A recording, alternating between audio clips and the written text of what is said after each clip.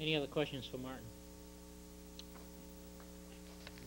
Thank you. Gentlemen, hold it, Martin. This year's budget is a little money for Riverside out there.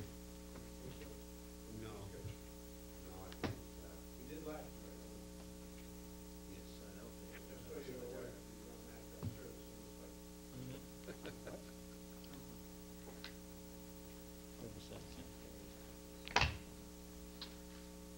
You said Riverside outpatient, I was thinking of the cemetery. No need. I don't know what he was talking about.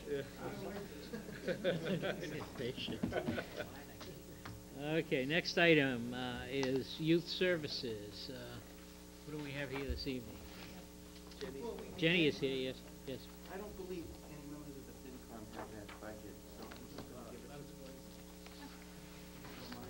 No, that's okay. Do you want me to pass them out? We have, I have a copy, Greg. Have yours? That's what you emailed out. It was in our folder too.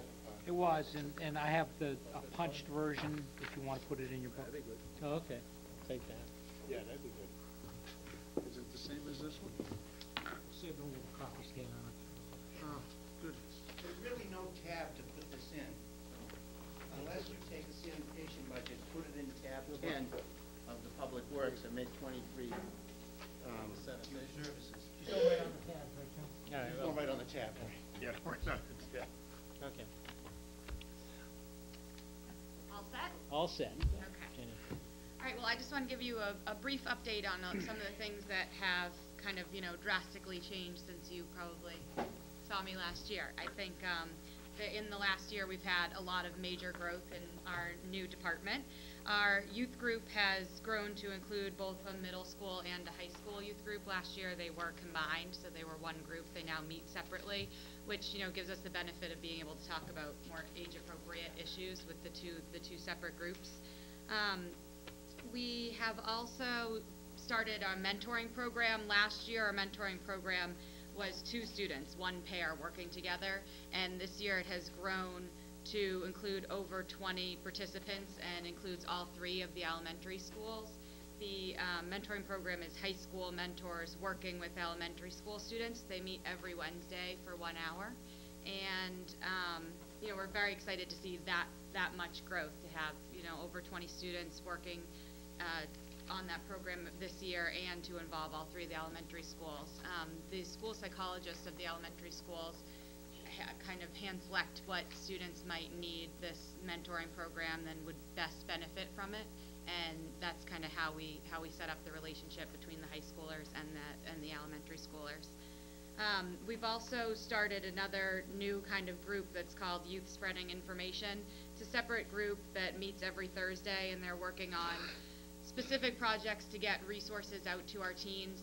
One of the things they're working on right now is beginning to interview some key adult resources in town, such as the school psychologists and the school resource officers and the principals and vice principals and nurses, and kind of getting an idea of interviewing them to find out what their job description is, what kinds of questions they can answer for teens, where they can refer them to, what services they can offer, basically, and then getting that information out there in the schools so that the students know these are the people we can go to when we have this kind of issue. So that's been a neat, interesting group, and we probably will see a lot grow out of that. It's pretty new. We've been working with the police this year as well. We've offered community service opportunities to several juveniles who have had, to do mandatory community service, and worked with the police also on the superintendent's monthly youth at risk meetings. I have a great relationship with the school resource officers, and have recently worked with them on the high schools. This high school has been having teen alcohol roundtable discussions with parents and concerned citizens that are worried about the alcohol problem in town, the use and abuse by teens. And I was recently asked to speak at the last roundtable meeting for that, and we're in constant communication with the schools, trying to, out of the alcohol roundtables, we have talked as well about setting up some kind of peer education group, which might be something that our youth spreading information and our mentors would be interested in being a part of, doing some peer education around alcohol and other drugs for the younger students. So those are some, exciting growth. We're still working on lots of community service projects, and we've had accomplished two major goals this year. I know the last town meeting, we did say that we wanted to work towards having at least one weekend night activity, a safe space for kids to go each month, have at least one of those, and that has gotten off the ground. We have had one every month since then. So, that's been something that has been successful. We've also begun offering our teen workshops at least twice a month, and those are really centered around helping our youth to increase self-esteem and self-confidence. We offer both things that might have to do with life skills, like talking about nutrition and money management and skincare and college essays and, how they can apply for jobs, different things like that help them to learn those kinds of skills, as well as giving them a glimpse at the different things that they can get involved in the community, like martial arts and dance and painting and pottery, and just letting them know what's really out there that they could get involved in to kind of keep them active. And so it's kind of exciting that we've accomplished both those goals that we just recently set for ourselves. And those workshops are offered completely free of charge, and we've been able to get everyone in the community that's worked with us on that to offer them for us for free of charge, so that's been great. And we have also assisted several families in finding the appropriate resources for issues they've had with their teenagers, including referring to child psychologists, doctors, Department of Social Services, anger management programs. So we definitely have grown in being recognized as a referral resource for the town. So that's kind of some of our major updates. Does anyone have questions? Well, it's a substantial amount of progress. Just trying to fly in through a very it. short time. And, I haven't heard a bad thing. Everything I've heard has been just great. Thank you. So we should be accommodated for the progress that's being made and all the people that are involved, including volunteers and the people that are supporting it, should be congratulated. I guess now we face the reality of, I believe Narissa had committed to the town to fund this program for the first 2 years, and we're coming to the end of the second year. The end would be in October. They have made a decision just to carry over that extra 9 months to get us through FY 2010. So that's, their commitment has been extended that far, and then that's a point that will be further discussed. Questions? I, Mr. Vino? and I think I may know the answer, but I do want to ask the question. The reason I don't see any 3% cut is because it's not being town funded, correct? The 3% was from operating, so this is we only have revolving, so. Right. Any other questions at this point, Mr. O'Leary? Just later on in the process, I'd like a more detailed breakdown as to what's been expended thus far, From FY08 expenses? Yeah. What's- In other words, Yeah, I saw that. what's gone into the revolving fund, what have you actually spent, how you spent it, what's Okay. been spent on, and then I have something I can compare to a little bit other than just, yeah.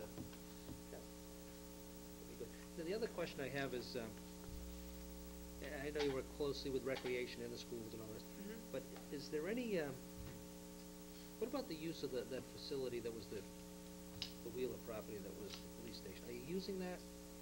You personally, I don't know that building is usable right now. We just started demolition of it today. demolition of, The Wheeler. In the inside, taking apart, getting to the point where it has walls in the right place, extending the walls out so they're larger rooms for programs. So it just started today with our own parks personnel. okay, because that's because I thought originally we were talking about maybe Right. utilizing it for some of the programs that you're offering and places, meeting spaces. To have it ready by late spring.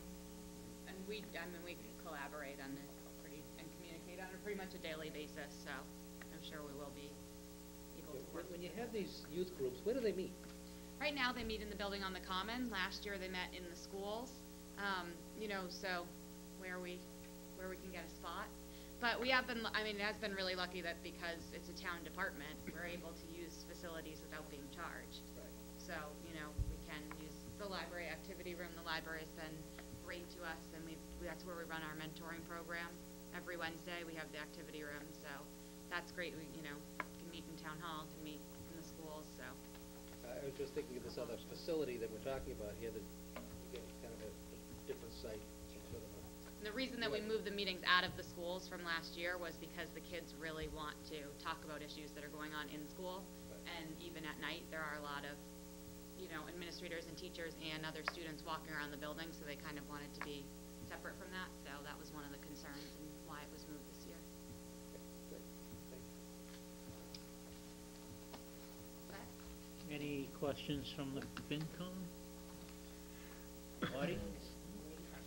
Thank you very much. Thank you.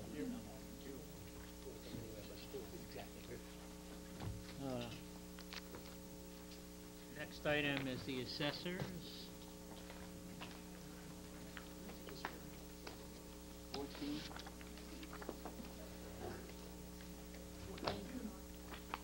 14, Joe. Mr. Chairman, other members of the board, Mr. Belaconis, Mr. Toussaint, and members of the Finance Committee. Just a brief overview of what the assessment department is. As Barbara, with her department, most of ours is governed by the Commonwealth of Massachusetts, directly under the Department of Revenue. The assessing department is responsible for assessing of all the real estate and personal property in North Reading, the major source of revenue for the town. The department also bills the motor vehicle excise taxes, and the department is responsible for assessing the real estate fair and equitable at a level that reflects the market value on a yearly basis. It is also the responsibility of the office to receive abatement applications on real estate, evaluate each of the filings, abate the value of the property if it's an error, and to defend our values at the Appellate Tax Board in Boston. Along with valuing the homes, the department also tracks, measures, and values all the new subdivisions within the town and accounts for all new lots creations that have occurred during the past calendar year. Every year, the department works with the Department of Revenue in recertifying all the real and personal values within the town. Recertification requires the valuing of each property in town, reviewing its property by mass appraisal methods, and using the prior year's sales for analysis and preparing the results for review by a representative from the Department of Revenue. Every 3 years, the department is responsible for a triennial review by the Department of Revenue. During this process, individual properties must be visited, inspected, any previously unrecorded physical changes must be added to the assessor's camera database. On a day-to-day basis, the department oversees all of the excise taxation within the town, includes filing and tracking of the excise bills, the abating of the taxes on vehicles when needed, and recommits from other previous towns.